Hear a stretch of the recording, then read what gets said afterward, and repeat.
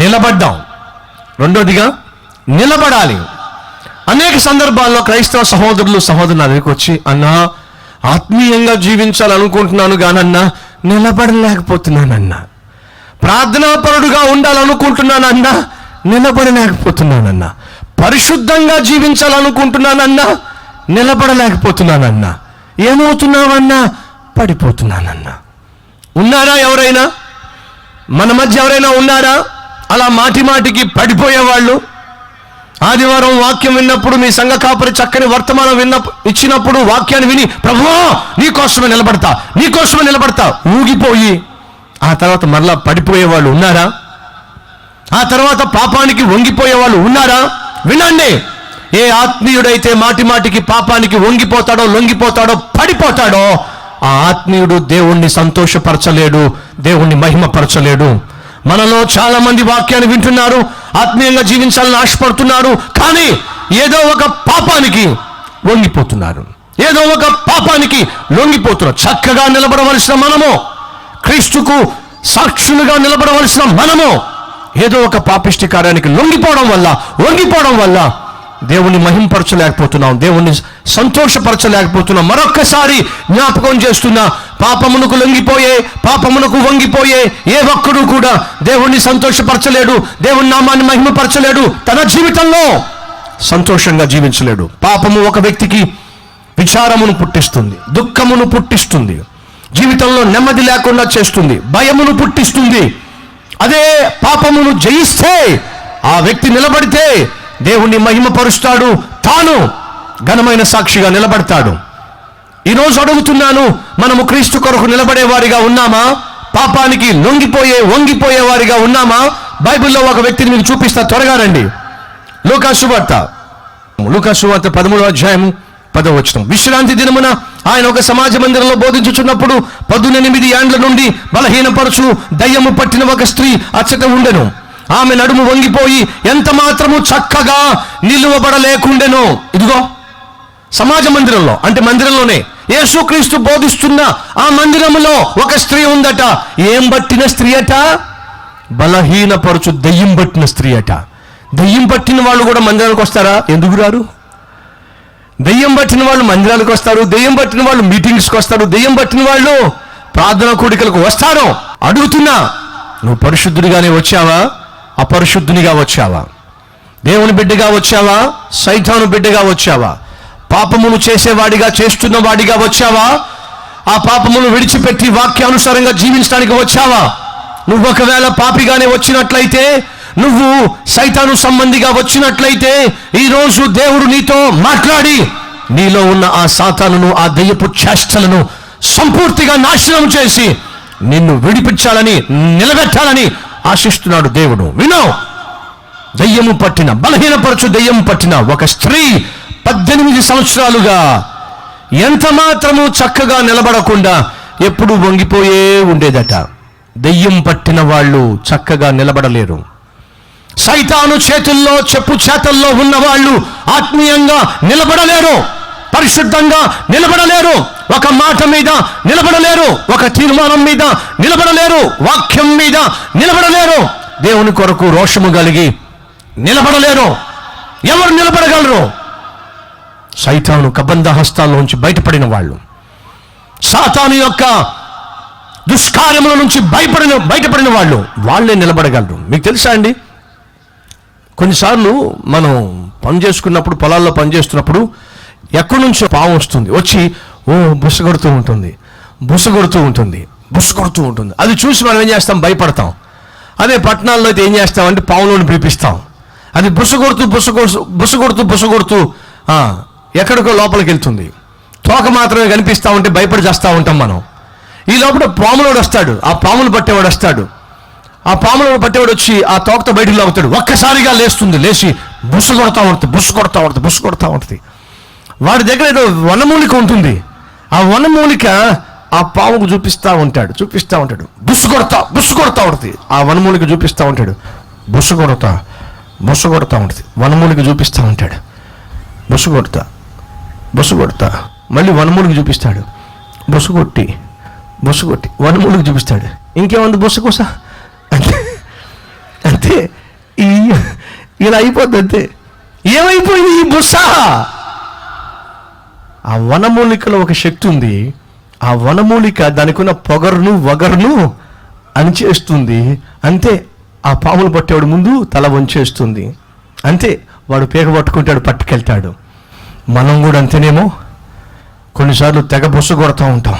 నేను ప్రభు కొరకే జీవిస్తా, ప్రభు సాక్షిగా జీవిస్తా, ప్రార్థన పరుడుగా జీవిస్తా, క్రీస్తుకు సాక్షిగా జీవిస్తా, ఉద్యోగాన్ని విడిచిపెట్టి సేవ చేస్తా, ప్రభు కొరకే జీవిస్తా అని అంటూ ఉంటే సైతాన్ గాడు, ఓహో నీ సంగతి నాకు మొత్తం తెలుసు అని చెప్పి నీ ముందు ఏ పాపము పెడితే, నీ ముందు ఏ అలవాటు పెడితే, నీ ముందు ఏ శోధన పెడితే తెగ పుసుకొడుతున్నావుగా ఇది కదా అని చెప్పి నీవు దేనికి లొంగిపోతావో, ఏ పాపానికి వంగిపోతావో దాన్నే తీసుకొచ్చి నీ ముందు పెడతాడు.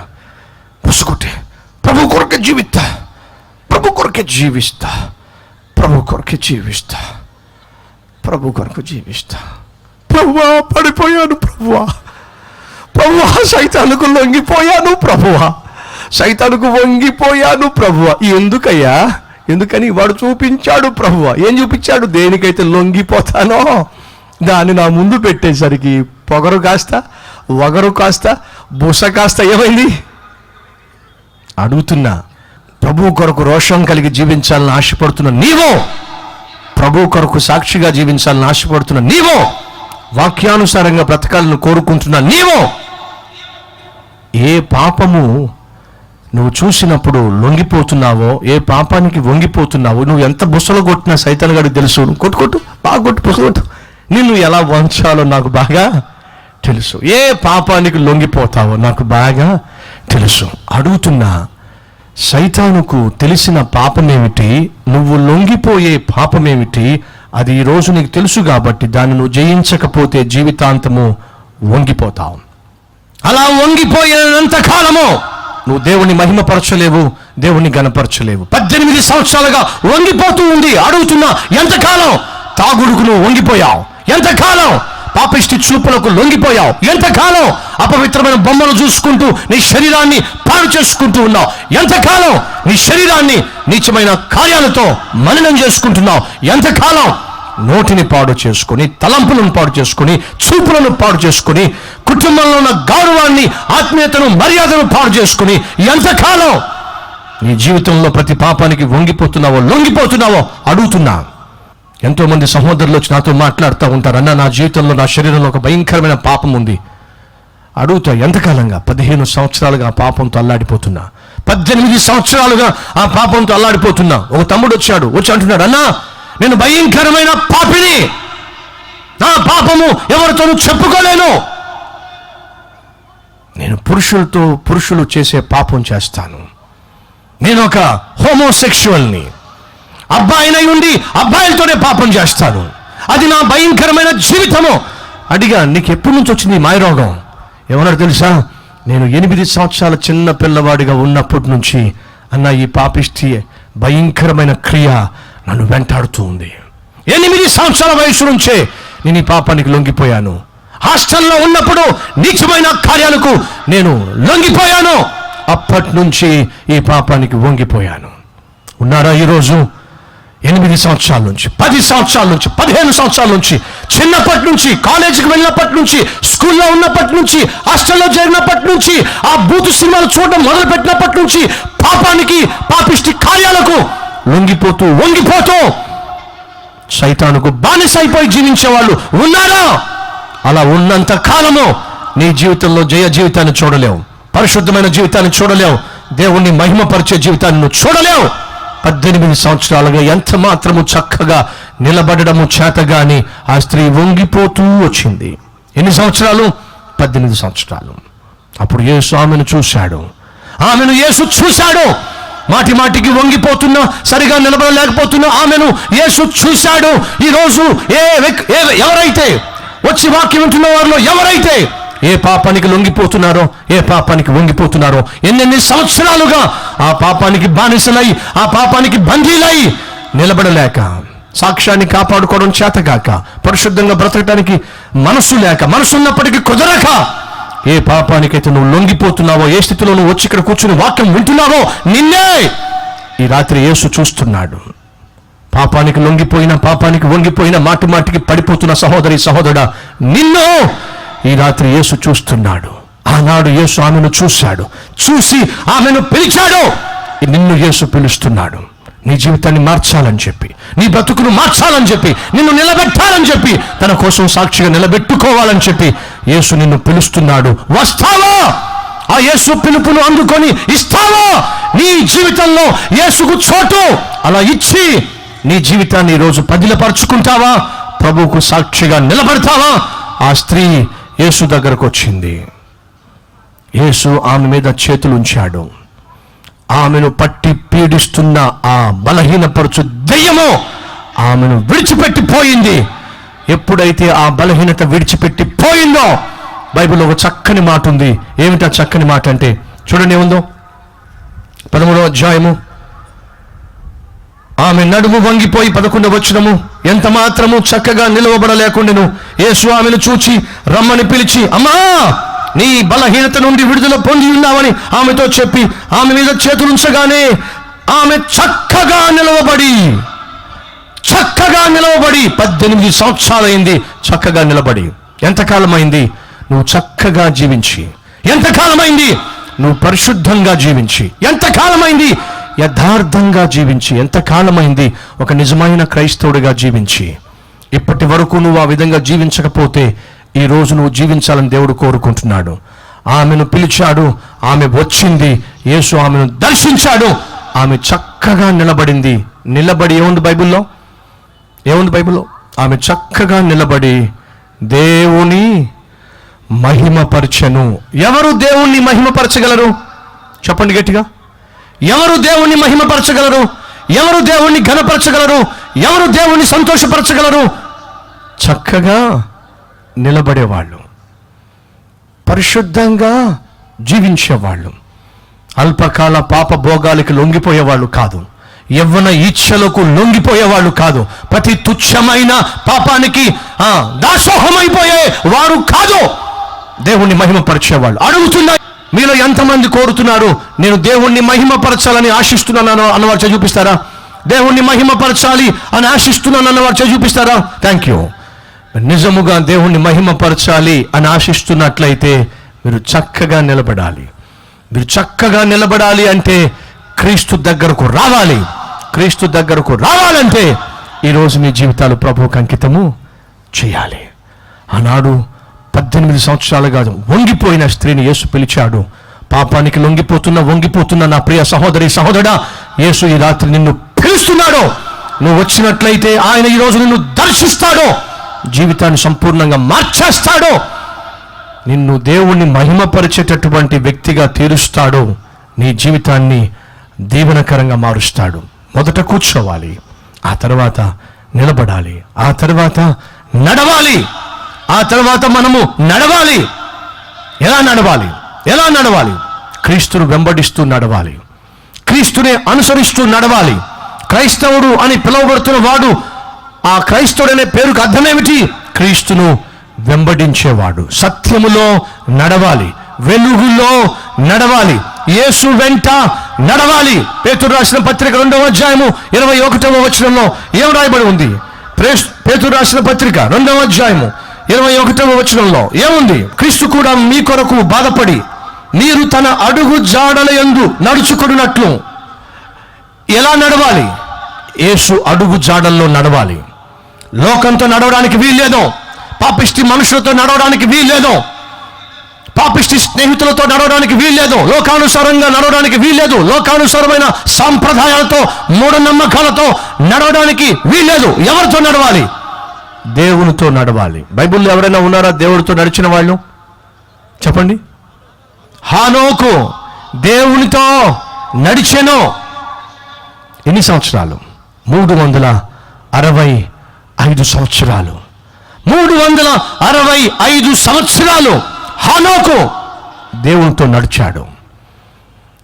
అతడు జీవించినంత కాలము లోకంతో నడవల, పాపముతో నడవల, పాపిష్టి మనుషులతో నడవల, సాతాను చెప్పినట్టుగా నడవల, శరీరం చెబుతున్నట్టుగా నడవల, తన కోరికలు ఏ విధంగా తనను బాధిస్తున్నాయో శోధిస్తున్నాయో వాటి ప్రకారం నడవల.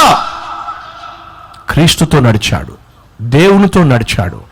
365 సంవత్సరాలు ప్రతి దినము దేవుడితో నడిచాడు. అడుగుతున్నాను సహోదరుడా, సహోదరి, నువ్వు దేవునితో నడుస్తున్నావా? లోకంతో నడుస్తున్నావా? దేవునితో నడుస్తున్నావా? పాపముతో నడుస్తున్నావా? పాపిష్టి మనుషులతో నడుస్తున్నావా? వెళ్ళకూడని చోట్లకు వాళ్ళతో పాటు వెళ్తున్నావా? చెయ్యకూడని నిత్యమైన కార్యాలు వాళ్ళతో పాటు చేస్తున్నావా? పేకాటాడే వాళ్ళతో నువ్వు వెళ్తున్నావా? త్రాగుబోతులతో నువ్వు వెళ్తున్నావా? తిరుగుబోతులతో నువ్వు వెళ్తున్నావా? లోకంలో నీచమైన కార్యాలు చేసి అక్రమముగా సంపాదించే వారితో నువ్వు నడుస్తున్నావా? జాగ్రత్త. నువ్వు దేవుని బిడ్డవై ఉండి లోకంతో నడిచినా, లోకంలో ఉన్న మనుషులతో నడిచినా తప్పనిసరిగా వాళ్ళు ఒక రోజు నిన్ను నాశనం చేస్తారు. ఒకరోజు తమ్ముడు నా దగ్గరికి వచ్చి అంటున్నాడు, వణికిపోతున్నాడు, భయపడిపోతున్నాడు, నోట్లోంచి మాట రావట్లా, భయపడిపోతున్నాడు. ఏమిటయ్యా అంత భయపడుతున్నావు? అన్నా, ఎలా చెప్పాలి నాకు అర్థం కావట్లా. ఏమైంది నీకు? భయంగా ఉంది, చాలా భయంగా ఉంది, చచ్చిపోతానేమో అని భయంగా ఉంది, నాకు ఆ రోగం వచ్చేసిందేమో భయంగా ఉంది. ఏ రోగం వచ్చిందని భయపడుతున్నాను? ఎందుకు? హెచ్ఐవి వచ్చేసిందేమో, హెచ్ఐవి రోగం వచ్చేసిందేమో, ఎయిడ్స్ రోగం వచ్చేసిందేమో. అన్నా, నిద్ర పట్టటల్లా, ఉద్యోగానికి వెళ్ళలేకపోతున్నా, కూర్చోలేకపోతున్నా, నిలబడలేకపోతున్నా, నా పనులు చేసుకోలేకపోతున్నా, భయపడిపోతున్నా. అడిగా, నువ్వు భయపడకుండా చెప్పి ఏమైందో? అన్నా, నేను పాపిస్తోని కాదన్నా, నేను తప్పుటోని కాదన్నా. నా రూమ్మేట్స్ ఒకరోజు బయటికి వెళ్దాం రా అని చెప్పంటే సరే అని చెప్పి వాళ్ళతో పాటు నడుచుకుంటూ వెళ్ళానన్నా. అలా వాళ్ళతో నడుచుకుంటూ వెళ్తే వాళ్ళు ఆఖరి నన్ను ఎక్కడ తీసుకెళ్ళారంటే ఒక సందులోకి, గొంతులోకి, చీకటి ప్రదర్శన తీసుకెళ్లారన్నా. ఇక్కడికి ఎందుకు వచ్చావురా మనం అంటే, నువ్వు రారా అని చెప్పి తీసుకెళ్ళిపోయారన్నా. తీరా చూస్తే అక్కడ వేశ్యలు ఉన్నారన్నా. వేశ్యలు ఉండే చోటుకి నన్ను నడిపించుకుంటూ తీసుకెళ్ళిపోయారన్నా. వాళ్ళతో పాటు నడుచుకుంటూ వెళ్ళిపోయారన్నా. అక్కడికి వెళ్ళిన తర్వాత, ఒరే నేను అలాంటి వాడిని కాదురా, నాకు ఇలాంటి పాపిష్టి పనులు కుదరవురా అని నేను రాబోతుంటే వాళ్ళు ఒప్పుకోలేదన్నా. ఆఖరికి నన్ను తొందర చేసి ఆ వేషతో పాపం చేయించారన్నా. అప్పటి నుంచి ఇప్పటిదాకా నాకు నెమ్మది లేదన్నా, సమాధానం లేదన్నా. ఎందుకని? వేష గనుక ఎవరెవరితో పాపిష్టి పనులు చేసిందో, ఎవరెవరికి ఏ రోగాలు ఉన్నాయో, ఆ వేషకి ఏ రోగం ఉందో ఆ రోగం నాకు వచ్చిందేమో. నెమ్మది లేదు, సమాధానం లేదు, సంతోషం లేదు, నిద్ర లేదు, వణికిపోతున్నాడు. సహోదరుడా, సహోదరి, నువ్వు దేవునితో నడవవలసిన వాడివై ఉండి పాపిష్టి మనుషులతో నడిచినట్లయితే, పాపిష్టి మనుషులతో వెళ్ళినట్లయితే, పాపిష్టి మనుషులతో సాంగత్యము చేసినట్లయితే బైబిల్ సెలవిస్తుంది, దుష్ట సాంగత్యము మంచి నడవడికను పాడు చేస్తుంది. మనం ఎవరితో నడవాలి? హానోకు వలె దేవునితో నడవాలి. ఎవరిని వెంబడించాలి? క్రీస్తును మాత్రమే వెంబడించాలి. కాబట్టి బైబిల్లో ఉంది, క్రీస్తు కూడా మన కొరకు బాధపడి మీరు తన అడుగు జాడలందు నడుచుకున్నట్లు. అడుగు జాడలందు, ఎవరి అడుగు జాడలందు? సినిమాలో నటించేటటువంటి హీరోయిన్ యొక్క అడుగు జాడలేందా?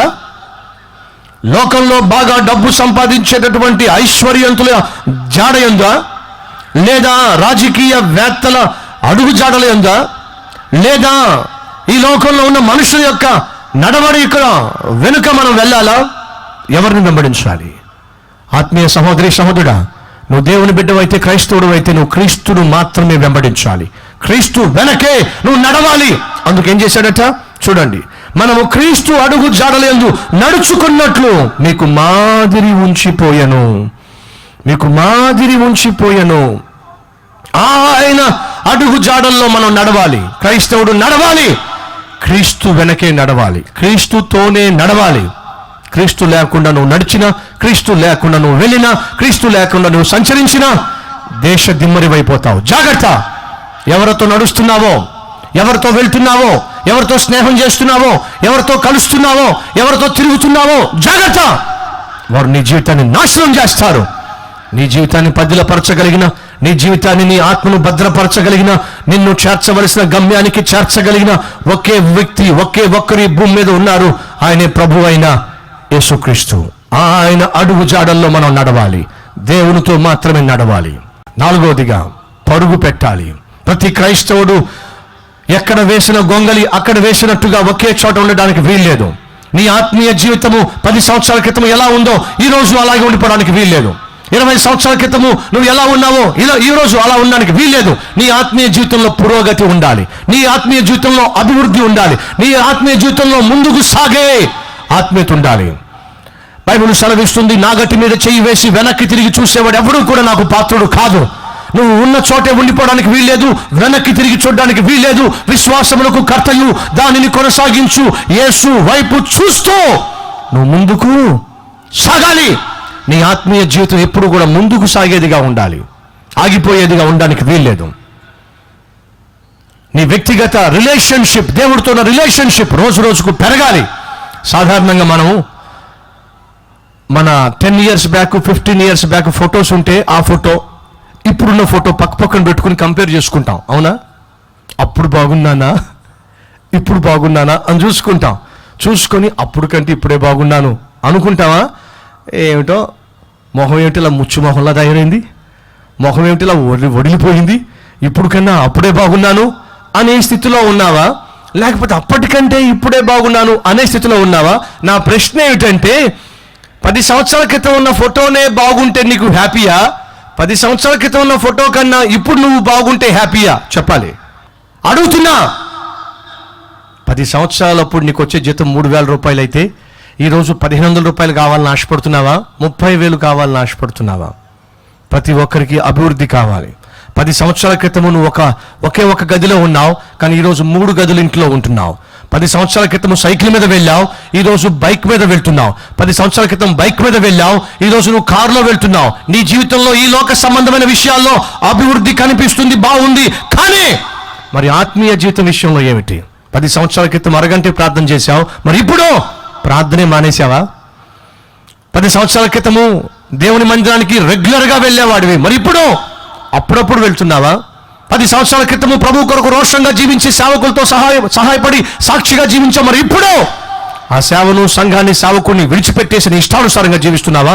లేదా ఒకప్పుడు పాపిష్టివాడిగా, ఒకప్పుడు లోకానుసారంగా, ఒకప్పుడు పాపమును అనుసరిస్తూ జీవించిన నీవు ఆ జీవితాన్ని విడిచిపెట్టి ఈరోజు ప్రభువును వెంబడిస్తూ ముందుకు సాగుతున్నావా? విశ్వాస యాత్రలో అడుగుతున్నా. నీ ఆత్మీయ జీవితం ముందుకు సాగుతుందా, పరుగు పెడుతుందా, వెనక్కి వెళ్తుందా? ఒకవేళ నువ్వు వెనక్కి వెళ్ళిపోయినట్లయితే, ఆత్మీయతను కోల్పోయినట్లయితే, ప్రార్థనా జీవితాన్ని కోల్పోయినట్లయితే, సాక్ష్యాన్ని కోల్పోయినట్లయితే, పరిశుద్ధమైన జీవితాన్ని పాడు చేసుకున్నట్లయితే, ఈరోజు ప్రభు మరొక అవకాశం నీకు ఇవ్వాలని ఆశపడుతున్నాడు. నువ్వు ప్రభు కొరకు పరుగులు తీయాలని చెప్పి ఆత్మీయ జీవితంలో కూర్చోవాలి, ప్రభు పాద సన్నిధిలో ఆత్మీయ జీవితంలో నిలబడాలి, ప్రతి పాపాన్ని జయించి ఆత్మీయ జీవితంలో నడవాలి, దేవునితో క్రీస్తు అడుగు జాడల్లో ఆత్మీయ జీవితంలో పరుగు తీయాలి. ఒక గురి కలిగి, యేసయ్య గురిగా భావించి ఆయన యొద్దకే, ఆయననే గురిగా పెట్టుకుని ముందుకు సాగాలి. చివరిగా ఆత్మీయ జీవితంలో విశ్రాంతి కలిగి జీవించాలి. దేనికి భయపడకుండా నిబ్బరము కలిగి విశ్రాంతి తీసుకోగలగాలి. శాంతి సమాధానం కలిగి జీవించాలి. చక్కగా నువ్వు నెమ్మది కలిగి విశ్రమించగలగాలి, పడుకోగలగాలి. ఎలా సాధ్యం? అపోస్తల కార్యములు 12వ అధ్యాయము 5వ వచనము. పేతురు చెరసాలలో ఉంచబడెను. సంఘమైతే అతని కొరకు అత్యాసక్తితో దేవుని ప్రార్థన చేయుచుండెను. హేరోదు అతనిని వెలుపలకు తీసుకుని రావాలి ఉండగా ఆ రాత్రియే పేతురు 2 సంకెళ్లతో బంధింపబడి 2 సైనికుల మధ్య నిద్రించుచూ ఉండెను. సాధ్యమా? ముందేముంది? 2వ వచనము. యోహాను సహోదరుడైన యాకోబును ఖడ్గంతో చంపించెను. ఇది యూదులకు ఇష్టమైన కార్యము తెలుసుకొని పేతురును కూడా పట్టుకొనెను. అనగా అర్థం ఏమిటి? యాకోబు చంపబడ్డాడు, యాకోబును చంపేశారు. అది చాలా మందికి ఇష్టమైందట, కాబట్టి పేతురుని పట్టుకున్నాడట. ఎందుకని? పేతురును కూడా చంపేయడానికి. ఇప్పుడు పేతురుకి బాగా తెలుసు, నన్ను చంపేస్తారు, నాకు మూడింది, నాకు నూకలు చెల్లిపోయినాయి, ఇంకా రేపో మాపు నన్ను కూడా ఖడ్గంతో నరికేస్తారు. అడుగుతున్నా, రేపో మాపో చచ్చిపోతావని తెలిస్తే నువ్వు ప్రశాంతంగా నిద్రపోగలవా? రేపో మాపో నిన్ను చంపేస్తారని తెలిస్తే నువ్వు ప్రశాంతంగా నిద్రపోగలవా? చాలామంది జీవితాల్లో రేపో మాపో పెద్ద ఆపరేషన్ చేస్తారంటే, హార్ట్ ఆపరేషన్ చేస్తారంటే, కిడ్నీ ఆపరేషన్ చేస్తారంటే కంటికి కునుకుండదు. ఏమని? లోపలికి వెళ్ళిన తర్వాత బయటకు వస్తాను, రాను, లోపలికి వెళ్ళిన తర్వాత నా బతుకు ఏమవుతుందో. ఆపరేషన్ థియేటర్లోకి వెళ్ళడానికే భయపడి చచ్చిపోయేవాళ్ళు చాలామంది ఉన్నారు. అడుగుతున్నాను, పేతురు చంపబడ్డానికి సంఖ్యలతో బంధించబడ్డాడు. పేతురుకు ఆ విషయం బాగా తెలుసు. యాకోబును చంపేశారు, నన్ను కూడా చంపడానికి జైల్లో పెట్టేశారు, రేపో మాపో నన్ను చంపేస్తారు అని తెలిసి ఒక వ్యక్తి నిద్రపోగలడంటారా? సాధ్యమంటారా? జాగ్రత్తగా వినండి. రేపో మాపో చంపివేయబడతాడని తెలిసినప్పుడు పేతురు ప్రశాంతంగా నిద్రపోయాడు. ఎలా సాధ్యం? ఎలా సాధ్యం అంటే పేతురుకు ఒకటి తెలుసు, నా జీవితము నేను నా ప్రభు చేతికి అంకితం చేశా. ఇప్పుడు నేను నా ప్రభు చేతిలో ఉన్నా. నా ప్రభు నన్ను కాపాడు. నా ప్రభు కునుకడు, నిద్రపోడు. ఆయనను ఖచ్చితంగా కనికరిస్తాడు, కాపాడుతాడు. లేదా ఈ లోకయాత్ర ముగిస్తే ప్రశాంతంగా పరలోకానికి వెళ్ళిపోతావు. ఎందుకు బాధపడాలి? ఎందుకు చింతించాలి? నా ప్రభు నాకు తోడుగా ఉండగా నేను ఎందుకు భయపడాలి? ఇది ఎలా సాధ్యం? ప్రభు యొక్క తోడు కలవాడికే సాధ్యం. ప్రశాంతంగా ఎవడు పడుకోగలడు? నా దేవుడు నాకు తోడుగా ఉన్నాడు అనే నమ్మకం కలవాడే. క్రైస్తవుడు భయపడి చచ్చేవాడు కాదు. క్రైస్తవుడు నిద్ర పట్టక అల్లాడిపోయేవాడు కాదు. నిద్ర పట్టడం లేదా? భయపడిపోతున్నావా? రోజు రోజుకు నువ్వు అల్లాడిపోతున్నావా నీ సమస్యలు ఎదుర్కోలేక? అయితే నీకు దేవుడితో సహవాసము లేదు. నువ్వు ఆత్మీయుడు అయితే, దేవుని బిడ్డవైతే దేనికి భయపడిన అవసరం లేదు. నువ్వు భయపడుతున్నావంటే దేవుడు నీకు తోడుగా లేడు. నిజమైన క్రైస్తవుడు, ఓ ఆత్మీయుడు, ప్రభు దగ్గర, ప్రభు పాదాల దగ్గర కూర్చుంటాడు, ఆత్మీయ పాఠాలు నేర్చుకుంటాడు, తన జీవితంలో వచ్చే ప్రతి సమస్య ప్రభుతో చెప్పుకుంటాడు, అసాధ్యాలను సాధ్యపరుచుకుంటాడు.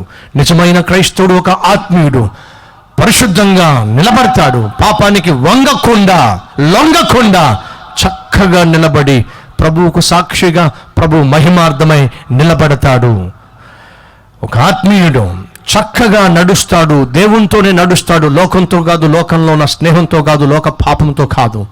క్రీస్తునే వెంబడిస్తాడు, పాపిష్టి స్నేహితులను కాదు. నిజమైన క్రైస్తవుడు క్రీస్తునే గురిగా పెట్టుకుని పరుగు తీస్తాడు, ముందుకే సాగుతాడు, ఆగిపోడు, వెనక్కి తిరిగిపోడు. 5, నిజమైన క్రైస్తవుడు చక్కగా విశ్రమిస్తాడు, చక్కగా పడుకుంటాడు, నిద్రపోతాడు. నిద్ర పట్టని రోజులు అతనికి ఉండవు. ఎందుకని? తన జీవితం దేవుని చేతిలో ఉంది కాబట్టి. అడుగుతున్నా, క్రైస్తవుల్లో ఉండవలసిన ఈ అద్భుతమైన 5 అనుభవాలు, 5 లక్షణాలు నువ్వు కలిగి ఉన్నావా?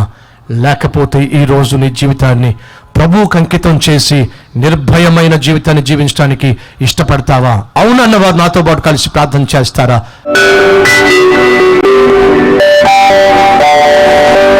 మహాపరిశుద్ధుడైన ప్రేమ కలిగిన తండ్రి, ఈ వాక్యం విన్న ప్రతి ఒక్కరూ నీ సన్నిధిలో కూర్చోవాలి, మోకరించాలి. ప్రతి ఒక్కరూ పాపమును జయించి నిన్ను మహింపరిచేవారిగా నిలుచుండాలి. ప్రతి ఒక్కరూ నీతోనే నడవాలి. ప్రతి ఒక్కరూ నిన్ను చూస్తూనే ముందుకు పరిగెట్టాలి. ప్రతి ఒక్కరూ నీ మీద సంపూర్ణ విశ్వాసము కలిగి ప్రశాంతముగా జీవించాలి, నెమ్మది కలిగి జీవించాలి, విశ్రాంతి కలిగి జీవించాలి. అయ్యా, అట్టి అనుభవం గుండా ప్రతి ఒక్కరిని మీరు తీసుకువెళ్ళండి.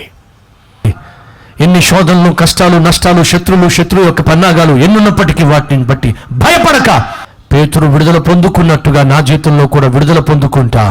పేతురు వలె నేను ప్రభు కొరకు రోషం కలిగి జీవిస్తా. ఎందరైతే ఈ తీర్మానం తీసుకున్నారో, ప్రభువా ప్రతి ఒక్కరిని దర్శించమని, దీవించమని యేసు నామములో వేడుకుంటున్నాము తండ్రి. ఆమేన్.